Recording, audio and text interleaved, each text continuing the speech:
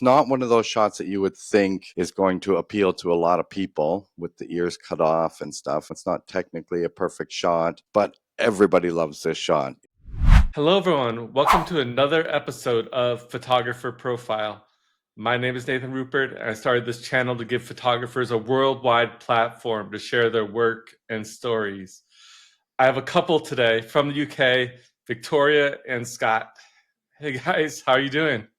Good. How are you? Great. Yeah, just give the people an introduction about yourself and your photography. Just keep the mic up there as close as you can, please. Thank you. I'm Scott Thornhill. This is my wife, Vicky Thornhill, and we're photographers. We specialize in wildlife photography. Do you want to say anything, Victoria? Yes. Hi, guys. Yeah. So whilst we're based in the UK, I am from the UK. Scott is actually from Canada. We split our time between the two, but have great wildlife encounters this side of the pond and that side of the pond.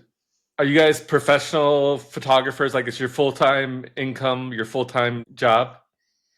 Hopefully soon enough. We do mostly photography. We actually run small group trips out to Canada to show people polar bears, northern lights, Arctic wildlife. But we're very lucky we have a couple of rental properties over here in the UK that allows us to be able to supplement our income. So we kind of do a little bit of half and half. Okay, nice. And do you guys enjoy any hobbies besides photography and traveling? I'll pass you over to Scott for this one. I am an archer, so I do Oh, archery. wow. Yeah, That's anything awesome. that I think gets me out into the fresh air and out into the wild just has an interest to me. My other hobby, other than photography, we spend a lot of time with our working dog, and I would say that's probably our hobbies outside of photography. Archery could come in handy when you're out there in the wilderness and something goes wrong or something goes haywire.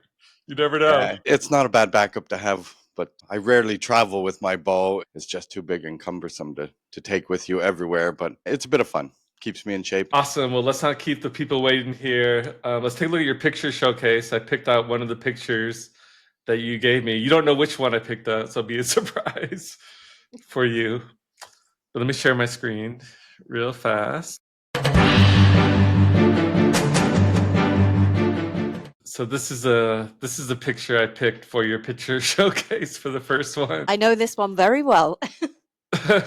Yeah, sure. Just tell the backstory behind this photo, where it was taken, and all that stuff. Sure. Many moons ago, before I met this man, I spent a lot of time in Africa, probably about 10 years traveling to and fro, photographing out there. Absolutely love it. Predominantly in Kenya, in the Maasai Mara. And I am a big fan of animal interactions. Anytime you get mums with babies, there's always so much potential there. The elephant babies are so playful. They're always just, you know, learning with their trunks, trying to navigate the new world that they're in. This baby and mother we'd been following for quite a while, and just so happened that we managed to get this side of them as they both lifted up their feet at the same time. It's just one of those shots. Even though the mother's head is slightly cropped, I just love it. It pulls me in every time. And she has some grass in her trunk too. That's pretty cool. Yeah, just as they walk along grazing, they have to eat quite a lot throughout the day for their size. She just kind of twists off these little shrubs as and when she gets to them and has a little nibble on the move. I've seen some baby elephants at the safari park here in San Diego Zoo Safari Park. They're always so playful and jumping around, very active. Yeah, they have such little control of their trunks as well at that age. They're often just running off, trying to get into trouble, just experimenting with anything they can see and feel with their trunks. Elephant families are such a joy to watch. How long was your lens for This one was in my Canon days, so I would have been on my 1DX Mark II with a 500mm lens on for this one. Generally, with the LEs, they would literally brush past the car in certain circumstances. In those moments, I generally grab my second lens, my second camera backup with a wide angle, which then allows me to sort of capture them as they come in a bit closer. It's wide open, right? The Jeep or whatever you guys are. Okay. Yes, the doors don't have windows, most of them. Elephants, it's great, as and when the lions come up that close that you can literally, you could reach out and touch them if you were allowed. Obviously, I wouldn't, and I would not recommend that for anyone. That can get a little scary for sure. Yeah, I always say to people, until you've stood by an elephant or had one walk past you up close, you just do not get the sheer magnitude of how big they are. Sometimes you do find yourself holding your breath a little bit until they've gone past. Awesome. Well, let me show your next picture here. We have a lot to get through, so I want to make sure we have time for everything. This is a cute little guy. All right, I'm going to pass this back to Vicky because this is Vicky's shot too. Oh, two in a row. There we go. 2 in a row. Yeah, so this was just a absolutely beautiful bear. She's a female from her size, and we headed out on the tundra last year and riding along and came across her. She was absolutely fast asleep, laying in the berries. At this time of year in the Arctic, we get all the summer berries. Mid-August it would have been. We sort of riding along the track, and she kind of lifted up her head, looked at us, and then went back to sleep. Very. Where was this at? Sorry, where was this at exactly? This is where we spend most of our time when we're in Canada. We spend about 4 months in a place called up in Nunavut, in a town. Oh, wow. Say that 5 times fast. In a town called Arviat. So we camp at about 30 miles away from this town, so we really are in the middle of nowhere, but it is pure bliss. It's great for photographing the bears. I presume she'd eaten some berries at some point and then just kind of curled up, laying in some of the sunshine. What kind of berries are those? They are, if I say this correctly, they are called ukpiks. And cloudberries, would they be known as well? They're like a raspberry. They look like a raspberry, but they're orange. In Iceland, they're called a cloudberry. In Eastern Canada, they may be called a bake apple. But in Nunavut, we call it an ukpik. Are they poisonous to humans? No, they're very tasty, actually. Okay. They're really nice, yeah. Okay, sorry, Joe. Keep going. This bear, she just performed beautifully. She would sit up, look at us, roll over, go back to sleep, and just pulling some absolutely hilarious poses. I think one of them I have of her. She's just sitting up very much like a human with her leg in the air as though she's doing a yoga pose. It's very comical. Again, the bears, sometimes they just have such good personalities. As we were photographing, she eventually decided, oh, there's some people here. Who are they? What are they doing? And I'm going to come and investigate. She decided to just get up as bears do on a whim and just started making away directly for us, which is a bit of a heart-pumping moment sometimes. She's a polar bear, right? Yes, she is just to make sure. Polar bear. Yep. No, there's no mistaking that one. Yeah, sometimes you never know, right? Yeah. Okay, let me stop sharing. Let me ask you guys a question before we look at our next couple of pictures. What excites you to do these photography expeditions, travel all this way out here, shoot these animals? What keeps you excited to keep doing this over and over again?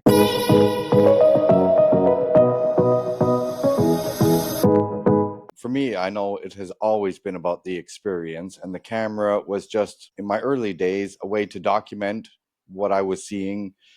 The picture really is secondary for me. When I look at the pictures, all I remember is the experience and the feeling that I get from being there. And I know that when I met my wife, one of the things that I thought was amazing was her true love of the experience as well, and just being there in not always the most hospitable environments.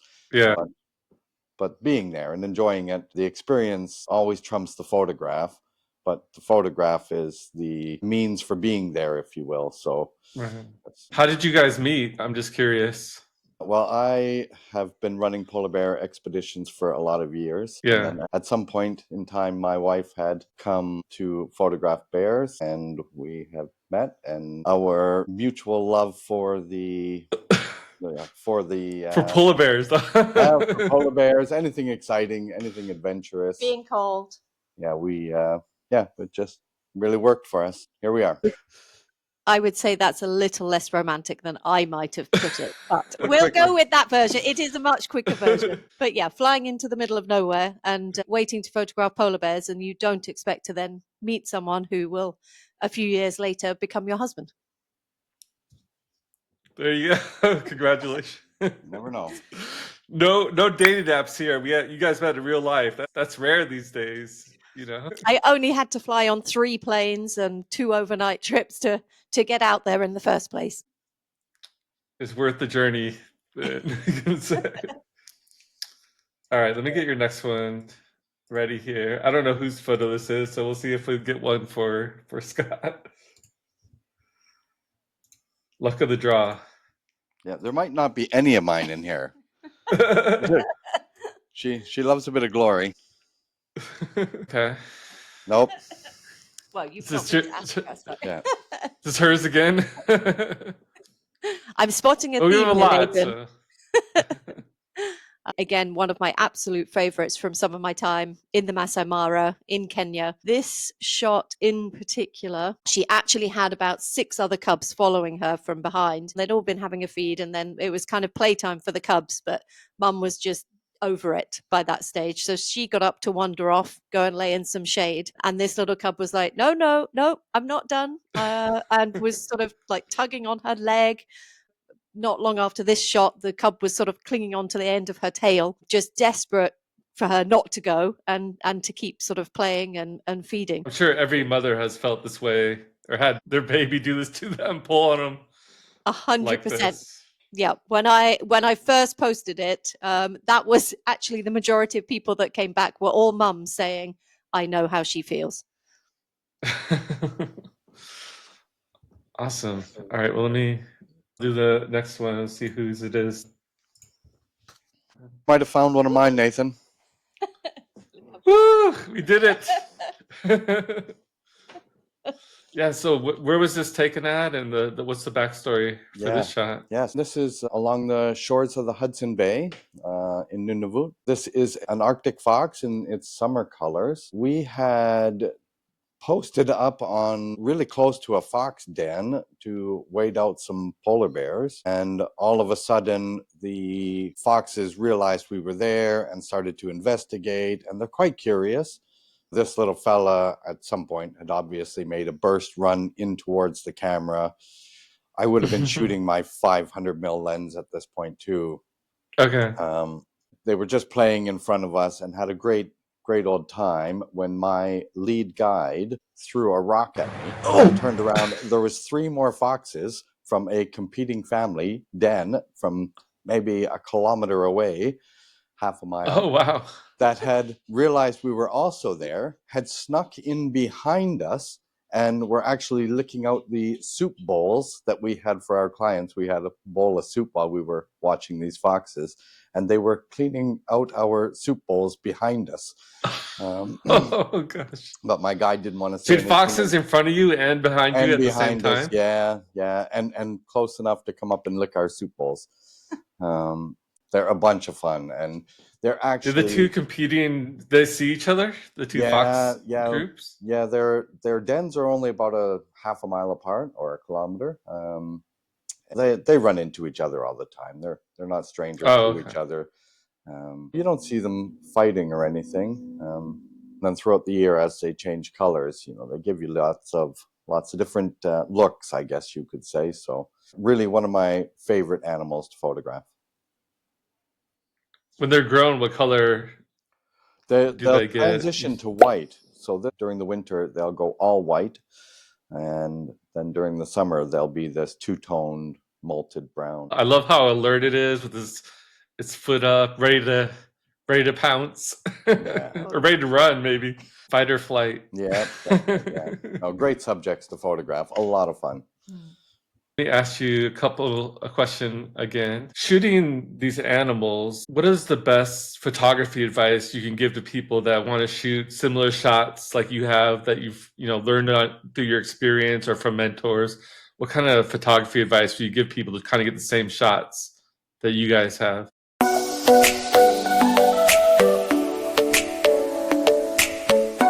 Well, I have a system, and that's when I get out of my car or when I walk into a situation, I will set my camera up for the fastest animal that I'm going to see, that I could possibly see. And so for the most part, that's birds in flight. So I will typically set my camera to 25 hundredths of a second walking into a situation that I don't know what I'm Okay. about to photograph. That's Okay. my opinion in how I go about it. But Okay. and you? Yeah, I think that was certainly good info. I would say I know a lot of people who don't get to travel to such exotic places as I have been lucky enough to do in my lifetime. If Yeah. wildlife is something that you love to do, it's all around you. You know, even when we're in the UK, we've got English deer, there's red foxes, there's kestrels, there's red kites. There's so much that you can still get out and practice. You know, even just robins in your back garden with some beautiful light can make some of the most beautiful Yeah. images I've seen. So it's really just pushing through with your passion, practicing on what is around you, whether it's your pet dog, your pet cat, or the wildlife that you can come across in your garden. And then maybe one day, if you've saved enough and lucky enough to get out to one of the places you've dreamed of, you're sort of ready. But yeah, just keeping Yeah. your passion going. I think for me, I could bore you with all the technical stuff, but I usually leave that to Scott. You know, practice local, save up your money, and then you'll be ready for the big leagues. Yeah, You know. exactly. Then when the lion comes across your path or a polar bear, you're ready to go. All right, let's take a look at your next picture here. Is this yours or hers, Scott? Oh, they get. I don't even recognize this one. This one must be. That's mine. Oh, okay. That's why it's my Okay. wife's. It's my wife's shot. She never showed you this one before? You know what? I have seen this image, but we do have a lot of images, and sometimes because we shoot a lot of the same stuff, I don't always know which is mine and which is hers. I assume the more technically shot stuff is mine, and the more artful stuff is hers. But I'm. And this is pretty technically good. It's in focus, right? With very straight horizon, rule of thirds. Yep. There's some good technicalities No, she's a great going on here. photographer that way too. I just like to give her a bit of jostling between the the couples and stuff. But yeah, great. What are they looking at in this picture? I'm just curious. There's actually another mother with her two cubs coming from down south. So, and for a long time we couldn't see what she was looking at. Then through the binoculars and the scope, we had a search of the shoreline, and sure enough, there was another mother with actually two bigger cubs coming up the shoreline. So she was a little concerned, and kept an eye. And obviously, what mum does, the babies tend to do. You know, they learn by seeing what mum's doing. So all three of them were just having a look, making sure that they were safe. They never interacted with the other mom or anything like that. No, not on this occasion. They generally, most of the bears like to avoid each other as much as possible. You know, they don't want to get injured. They really, even two big males will try and avoid contact as much as possible. You know, they're very good at sort of looking at each other, sizing each other up, and saying, "Okay, this is a bigger bear. I'm going to just move on, give them a little bit of space." Yeah, these ones kept themselves to themselves. I just love how barren the landscape is in this picture. It's just, it feels like it's shot like on the moon or something. You know what I mean? It's just nothing for miles and miles behind them. But you do feel like you are in another world sometimes. It's so peaceful, so quiet. It is truly wonderful to be there. How do you keep your camera from fogging up or getting cold or in this type of environment? What precautions do you guys do? Well, the cold doesn't actually do too much to the camera itself, aside from the batteries. So we do keep batteries in our inside pockets to keep them warm. The cameras themselves will be fine in the cold. The trouble comes when you want to bring the cameras back into the warm. So what we Right. do, what we carry are big vacuum seal bags. that will fit the whole Okay. camera with a 500 mil lens inside. What you do is before you bring the cameras into the warm, you put them into the sealed Ziploc bag. You take out as much air as you can, and then you bring them into the warm. And then you let the camera acclimate in a bag so that you don't get condensation inside your camera. I've never seen a failure due to cold. And Okay. I've shot a lot of very cold weather stuff. So yeah. We've seen a ton of animals, but finally we have a landscape here. So I know you guys are excited about that. There we go. Nathan, I think we may have found one more of my images. Not 100% sure, but looks like something I would take. Aurora Borealis. It's been a great year, hey? Have you seen any down in California? They did have some down here. I saw some pictures, but I didn't go out myself and Right. photograph them this time around.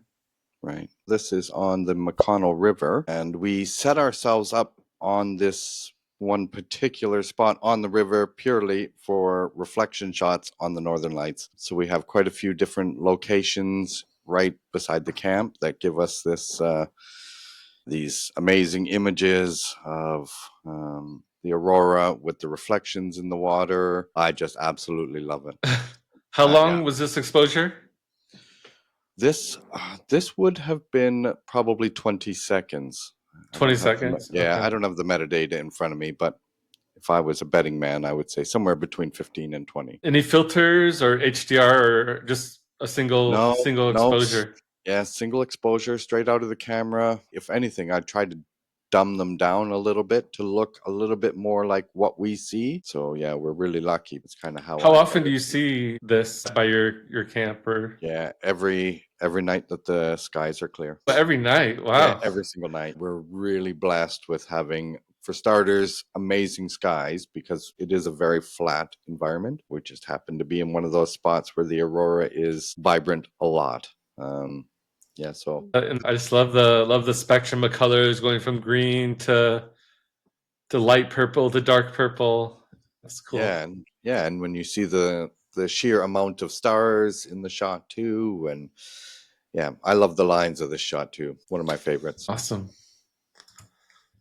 Well, I got a couple more questions for you guys. All these beautiful photos you've taken. Have you ever thought about your legacy, what you want to happen to all these photos when you die, when you're no longer here?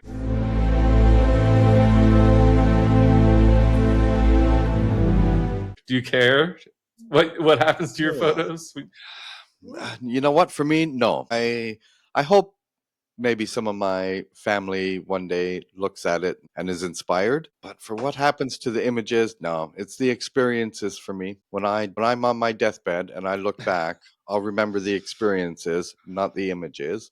But I do hope, and I hope that today and tomorrow and yesterday that my images will inspire somebody to just get up and go out. Just do it, make it happen one way or another. None of these images fell into my lap. It's, a lifetime of doing what needed to be done to be able to get there so I've worked really hard to be in those places at that time. And I think that everybody can do it. You just have to find your path, and your path won't be the same as my path. But I just hope that somebody is inspired enough out there that says, I can get out there and live that life too. And not so much about the image, but hopefully somebody will just think, I want to experience that too. What about you? Well, I mean, I would love to be rich and famous one day, but no, in the grand scheme of things, I very much the same as Scott, like inspiring people to get out and see the wildlife. For me, being in nature is it's magical. It's not always easy when the weather is against you. Yeah. But yeah, inspiring people to see it, hopefully conserve it. There's so much stress about us taking over the planet and ruining all the wild natural places that the animals live. So hopefully just inspire some people to do some conservation work. We try and do as much for conservation charities as we can, That's when we good. can. And yeah, and just I think I would love them to experience what I felt taking that shot. So if I can bring them into a little bit of lion and lion cub kind of playful, just to give them that feeling. But the images, I mean, we have millions of them now, and heaven forbid Yeah. someone would ever go through all of them by the end. But yeah. Do you keep every single one, or you do delete some of them, I hope? We don't delete too much, actually. And I have had clients tell me that they delete most of their stuff. And I have been saying for years, just hold on to some of that stuff, because the stuff that's not usable today may be usable tomorrow. And now with the likes of denoise and stuff that has come, I mean, we have savable shots now that 5 years ago weren't savable. True. I'm an advocate for just put it away, and hopefully one day there'll be maybe an exposure corrector.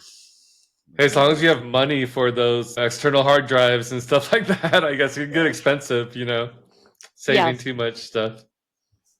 So we do go through, and we're quite ruthless with rating the photos as we go through. We'll start with a 5-star, and then anything between 3 to 5 stars is worth looking at again. We try not to delete too much unless there's just obviously nothing worth saving in the shot. Yeah. All right. Well, let's look some more pictures. I think we have 3 more here. Like this hair is like staring at my soul or something like that. Yes, the bunny shot. This is what we call the bunny shot. So this What is kind of my bunny is image. this? So this is an Arctic hare. Okay. I took this probably 5 or 6 years ago now. All my clients have tried to replicate this shot. My wife has tried to replicate this shot. It's not one of those shots that you would think is going to appeal to a lot of people with the ears cut off and stuff. It's not technically a perfect shot, but everybody loves this shot. It is the shot that gains me the most attention when people look through my library. People will see thousands of bear shots and go, oh, that's nice, that's nice, that's nice. And then they get to this and go, oh my. And just, so I like how you have the important pieces in focus, at least the eyes, the ears, and the nose. Everything else is, a little out of focus. We got all the important pieces. Yeah, and I think what makes it is the texture in the nose. I think that the fact that I actually drew my focus to the nose instead of the eyes, which normally a wildlife photographer will shoot for the eyes, but quite often when I have a subject that has a very textured nose, I'll quite often shoot for the bridge of the nose or actually the nose and try to get just enough depth of field that the eyes are in focus, because I think that texture in the bridge of the nose, it makes a lot of great shots, and it works here. Yeah, that is a very cute, fluffy nose. I agree. I agree with you. Was this at 500 millimeters?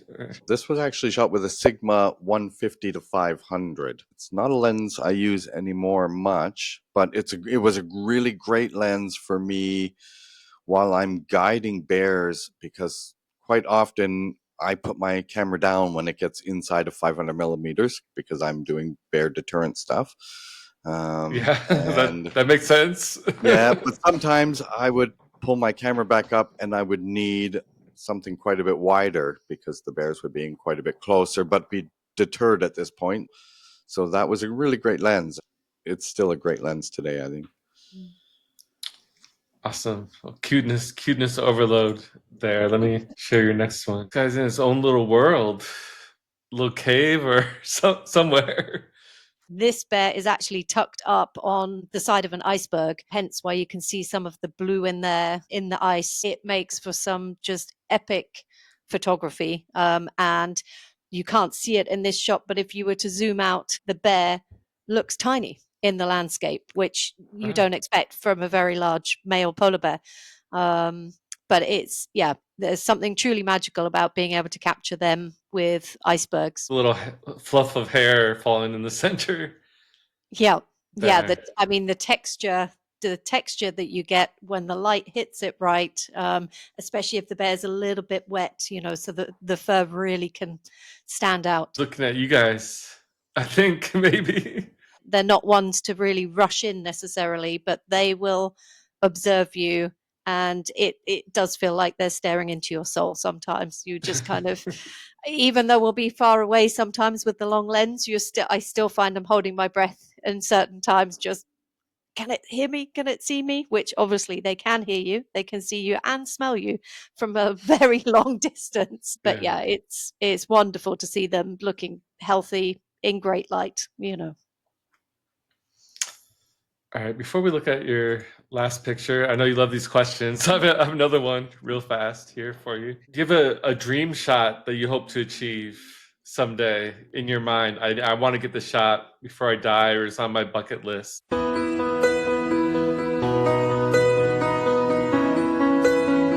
I think ever since I went to the Arctic, for me, would be the most perfect rainbow with a polar bear and cubs underneath it. Oh, I mean, okay. I'm not Yeah. asking for much.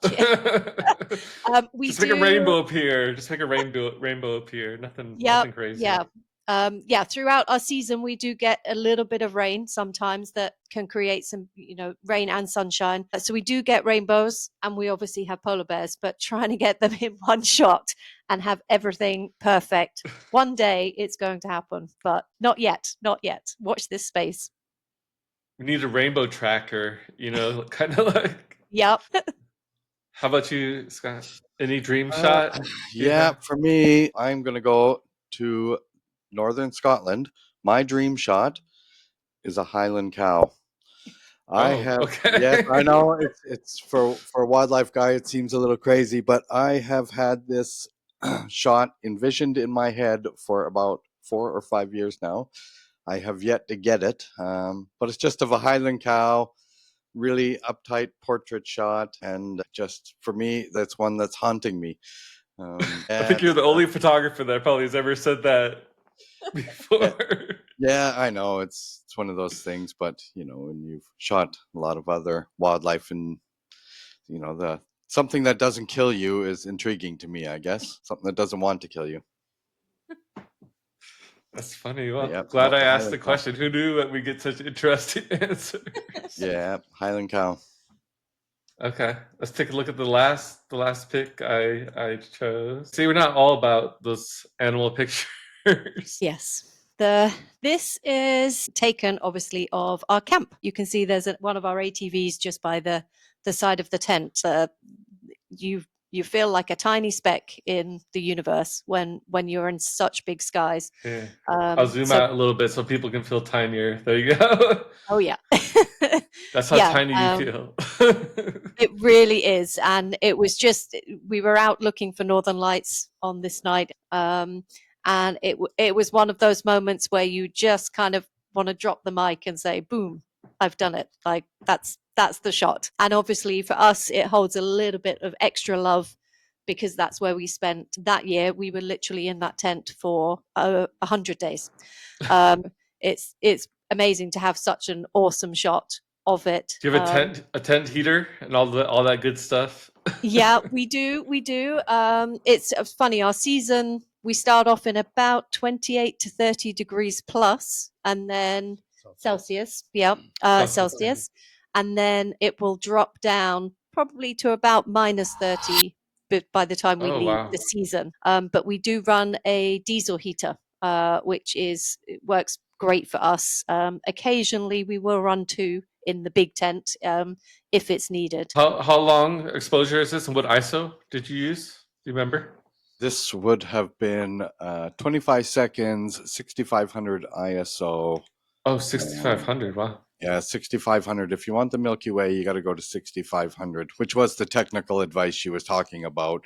She was struggling because we won't go nearly that high when we're just shooting Aurora. But to get the Milky Way, you really do need to go way up to 6500. What f But stop?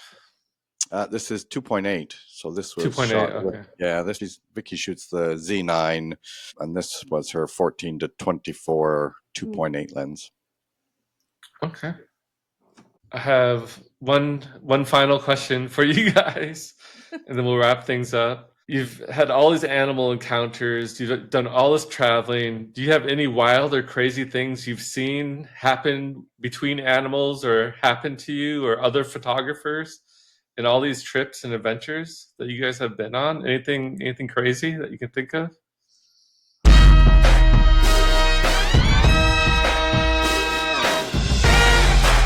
Yeah, well, I think we have crazy encounters every year. We'll have one encounter that's all you think about for that whole year is how amazing that one encounter was, or how how whatever it was progressed. But I think looking back, I think a bear that we call Hercules comes to mind the most. Vicky and I had just met. It was her second trip with me. Okay. It was a very long expedition. It was actually a custom trip for an Aussie client of mine where we traveled the entire length of Baffin Island by snowmobile. Oh, fun. Yeah, Vicky picked up the second half of that trip, which was 1,000 kilometers. And due to a really large storm that had hit during the trip, we were pinned down in our tents for a few days due to Oh. actually, we were pinned down by two big blizzards that were colliding right in on top of us. So we had to rush back to the final destination, and we didn't get a lot of bear searching in time or in that trip. So I took Vicky to a place we call the flow edge, which is where the sea ice meets the open water. And we had an encounter with this bear who had walked up to us 3 times, very close, maybe inside of 10 yards, Oh gosh. on 3 different occasions. And yeah, he was an amazing young bear. And that really kicked off our journey together. That one encounter, I think, was It's a so. bonding experience. Yeah, it really kind was. of. Yeah, I think it just cemented something between us, that these encounters, some of them can really affect your life, and I think that one changed both of our lives. Did you have bear spray on you when that happened? I do carry a can of bear spray with me, but I will start with doing bear vocalizations, and then I have a whole list of things that I run through and do. I've never actually deployed bear spray. I'm pretty good at just keeping them on edge enough. Yeah, it just keeps them far enough away, and we haven't had any bad encounters yet. All good ones. That's good. Any other stories that you can think of? Actually, it's not so crazy, but being stung in the face by a jellyfish whilst Oh. swimming with some seals actually, in the Galapagos Islands was a moment I thought, what am I doing here? Why do I put myself in these situations? But yeah, so that one was memorable, but not necessarily for the right reasons. I think probably one other for me is seeing this huge male lion in Africa in the Maasai Mara, and this tiny, tiny little cub, it would have been one of his cubs, come up to kind of be like, come on, Dad, let's play, let's play. And I've got just this beautiful picture of this lion cub kind of laying down in between Dad's paws. He's huge, and the cub is Oh. just tiny, and he's got one foot stuck into his dad's mouth. And it is, again, it's that real, I mean, male lions are tough. They're not often that playful with the youngsters, Yeah. but that one, I was like, is he going to eat it? Is he going to play with it? And thankfully, he was just going to play with it. Well, But feel yeah, free to send that to me, and I'll show a picture of it yeah, in the podcast. yeah. Well, I can send you the picture of Hercules as well. We have one awesome picture of that. The best way to contact you is Instagram, your website. How do you prefer people reach out to you? Yeah, Instagram is a great way. It's in our pockets on our phones, so we're pretty accessible on Instagram. But there's also our email contact through the website. We've got contact form and booking form on the website as well. Whichever one works best for you guys.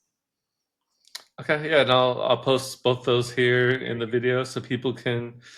When's your next trip? Well, we're gearing up for our 2025 season. We'll start right around the 1st of August, and then we'll get going. We'll have about Same place as always, or? Yeah, same place as always. It's kind of my home, and we know the area really well. We are geared up. The more time you spend in one place, the more you get to know it, and the better you get there. So every year we're getting better stuff, and yeah, there's great stuff coming. I'll have to join you on one of your trips. It's life-changing sometimes, just the freedom of it all and the experience itself, riding the ATVs along the shores of the Hudson Bay, and the wildlife and the birds, and it really is pretty amazing.